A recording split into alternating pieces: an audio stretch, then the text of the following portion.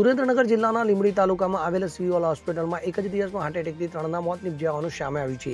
હાલ ગુજરાતભરમાં હાર્ટ એટેકના કેસોમાં વધારો જોવા મળી રહ્યો છે. ત્યારે લીંબડી તાલુકામાં આવેલ સિવિલ હોસ્પિટલમાં એક દિવસમાં હાર્ટ એટેકના હુમલામાં ગત બપોરના સમયે 2 કેસ આવ્યા હતા. ત્યારે ગત સાંજે અમદાવાદ શહેરથી રાજકોટ શહેર જતા આધેડને દેવપુરા નજીક હાર્ટ એટેક આવતા મોત નીપજ્યું હતું. જેમાં વધુમાં અન્ય બેની વાત કરવામાં આવે તો એક પાણશીલા અને એક લીંબડી શહેરમાં રહેતા વ્યક્તિને હાર્ટ એટેક આવતા એમ કુલ 3 વ્યક્તિઓના મોત નીપજ્યા હતા.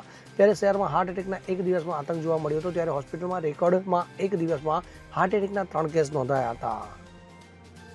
કલ્પેશ વાઢેર સાથે CN24 ન્યૂઝ સુરેન્દ્રનગર. હવે જુઓ દેશ દુનિયાની તમામ ખબરો તમારી આંગળીના ટેરવે.